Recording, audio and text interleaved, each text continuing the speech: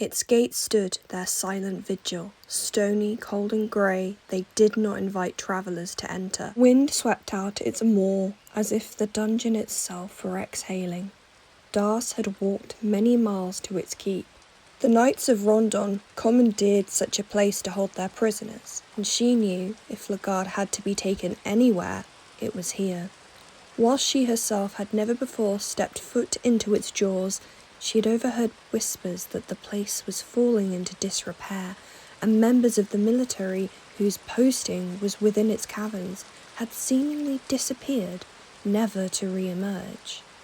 Das could not trouble herself with such trivial matters. Barks echoed from the woods behind her, and did not know if they came from common dogs or ferocious wolves. She could not waste time cutting down wildlife if Lagarde was indeed held deep within. She steeled her resolve and stepped in. The inside was as dank as its exterior. Darkness encased its corners, Das squinting as she tried to make sense of her surroundings. She could not see far ahead, only making out vague outlines of brick walls, a few scattered crates and barrels, and a corridor. Das cautiously moved forward, sword raised. Rondon's knights could be anywhere, but she had to be ready for an ambush. She made her way to the crates and barrels to see if anything could be of use. The barrels stank, almost rancid, as if meat had been left to simply rot within. Das recoiled at the stench.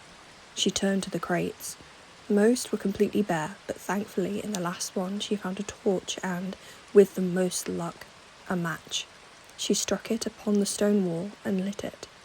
While still dark, she could at least see a little more in front of her. The torch's glow illuminated enough for her to spot a wooden door at the right side of the room. The room was empty of people. Only a bookcase that Das discovered empty, a large uninhabited cage too large for an animal, and a desk stood. A damp, torn page lay upon it, a list. It appeared to be a list of names, yet the ink had run so none of them were legible. Another door led to more bookshelves, musty texts that mustn't have been touched for a long time, judging by the thin layer of dust that formed atop. None of them looked particularly interesting as she browsed the first before moving on to a second. On its middle shelf rested a thick, heavy volume, its spine gold. Turning it over, its title, Alchemilia, Volume 1, was embossed upon the front. Flicking through the pages, it was clear that the book was a medical journal of sorts, detailing treatments and cures for an array of nausea-inducing, gory afflictions. A red herbal concoction supposedly restored strength, a green staved off infection. Das reached for a second. However, upon picking it up, she realised it was not a book at all, but a simple block in the shape of one. What use could that be, she pondered. As she slotted it back into its place, she froze. Just behind the shelves stood a figure. While she could not see it clearly, it appeared vaguely human-shaped. Edging forward slowly, she used the shelf as cover. As she did, she was able to size up the being. It was a person, or at least it used to be. Naked, its skin was ghostly white, almost translucent, covered in deep scrapes and cuts, some even down to the bone. Its eyes didn't appear to have irises nor pupils, simply empty as they mindlessly stared into the dark, and then flickered towards her. It dashed at Das with an almighty rage. The scream that escaped its gaping mouth was animalistic, shrill and sharp, arms flailing as it scurried towards her. Das wasted no time. She dropped the torch, clattering to the ground, grabbed her sword, and lunged forward, swiping across its throat. Thunk! Its head rolled across the planked floor, yet it did not cease its attack. It clawed at her with sharpened nails, managing to scratch her face from cheek to chin. Das struck again, this time forcing her blade through its torso. The creature wailed, dropping to its knees and lying still. She slid her sword out before touching her face. Blood smeared her fingers, and she could tell it was deep, very deep. With nothing else to quell the bleeding, she pressed a gloved hand against the wound, attempting to pressure it, wincing as she did. Opting to continue on, she retrieved the still-lit torch, opened the door the thing blocked, and was aghast with what lay beyond. The courtyard was almost scenic. Upon a pristine lawn of green grass, trees positioned in rows across as earthen giants, branches stretching out like arms. To the left was a small well, one that could be found outside a cosy cabin home, not unlike ones Das had seen in rural areas as she passed on her marches with her mice. Yet, that was not what gave Das rigid pause. Alongside each tree was a crucifix, and each crucifix hung a corpse. As naked as the creature she'd just slain, they silently suspended undisturbed. What barbarities had Rondon been committing? Who were these people? Das stared upward at them, feeling blood drain from her face. Of course, she was no stranger to death. She'd seen it plenty of times on the battlefield, herself being the cause of the end of many countless lives. Yet this scene disturbed her. She had not seen death like this, death in the form of senseless cruelty. Das did not look away for some time, long enough for the torch to die down in her still clasping hand. Her eyes drifted from the atrocity before her and towards something poking from beside one tree. A small, green, spiky plant. The same plant she had spied inside the Alchemilia. She suddenly remembered the deep cut upon her face, still clutching it. Perhaps due to the rush of adrenaline or the force she had applied, the bleeding had ceased. If the injury became infected and she succumbed to it, her journey would be for naught. Das plucked the herb from its grassy home and sat among the trees, trying as hard as she could to not glance up at the bodies as she completed her process. She ground the herb into a paste and ate it. She deeply hoped the book was correct with its assessment. Rising, she continued through the courtyard, still averting her gaze. At the end were two doors. The right door at the very end was strange indeed. In red, what Das bitterly thought could well be blood, was a symbol she had never seen before. Two overlapping circles with lines striking into the bigger had been drawn. For what reason she couldn't fathom, the door gave a rush of dread. Das decided it would be best to enter the middle door, plain and unassuming. Das swore she heard low, spine-chilling chanting as she set foot into what would be a new maze of corridors. It reverberated off the walls on one side in a language she could not understand. Stood still, she silently listened as her eyes adjusted to the dark. Hairs stood on end. Choosing to venture in the opposite direction of the sinister chorus, Das crept down another clammy corridor. Down one end, she found a barrel beside a sconce and could not believe her fortune when there was yet another 2 matches discarded inside. Relighting the torch using one, she replaced it back into the column, thinking that she may well require both hands should another enemy appear. She dropped the other into her pocket.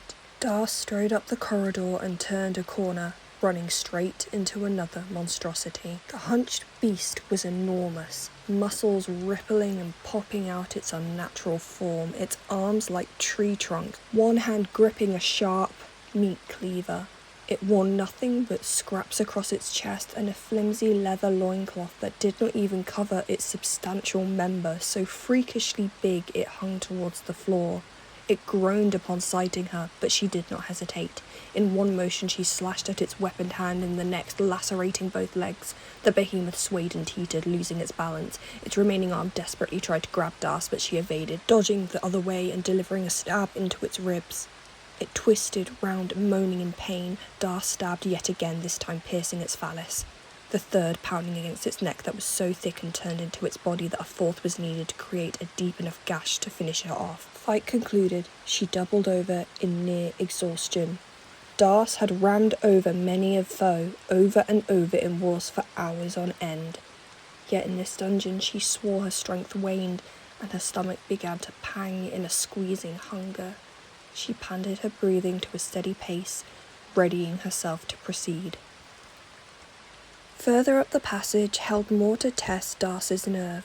She passed a few rooms that appeared to be cells, shackles hammered into the wall, buckets of foul-smelling waste littered within. The end room caused the most concern. This exit was different than the usual wooden doors. It was gated, iron entry with a heavy lock clasped across its bars. The chamber's crowning piece was a wooden rack fitted with arm and leg irons, blood streaked across its surface. A table towards the back had steel tools placed neatly across, sharp scalpels, pointed knives, firm, thick whips. This was a torture dwelling, and it was well used, confirming the savagery taking place. Darcy's expression was stopped dead with one of horror. She may not have even moved had it not been for the pattering of footsteps behind. "Oh, you are not the one I expected." A scrawny man dressed in all brown appeared from the shadows. His hemp trousers had been torn and stitched together clumsily, his cotton coat too big for his short stature. His face was ugly, sagging skin, wrinkles whittled in, one eye bulged out, the other half closed. He was balding on the top of his head, and what hair remained was struck silver. Darcy observed that he did not appear to be frightened, nor in a state of harm. He also did not seem to be lost or searching for a way out of the dungeon as he waddled towards her. Are you responsible for the heinous crimes I've witnessed?" He raised his eyebrows in a surprise, furrowing his forehead into a crinkle. "Crimes?" he exclaimed. "I'm not guilty of crimes." Darcy sighed in relief, until he continued. "I create art, my lady. This is my workshop." He raised his arms to highlight the chamber they were in. "I help people. They have dirty, dirty parts that simply must be removed. Their pain intrigues me, yes, it is true, but they need it as I do." It was barely a fight, even Darcy would have admitted. The man had been weak, and a single stroke from her weapon had killed the imp-like torturer. He had fallen quickly, and out of one of his coat pockets, a key flung out. Darcy used the key upon the locked door, and it squeaked open to reveal stairs advancing down into the darkness. Darcy stepped down carefully, making sure not to slip. Each room of the dungeon possessed even more chilling peculiarities. The passageway exuded such a foul stench, one of weaker stomach may have vomited upon sight. Its walls and floors were covered in what looked to be flesh.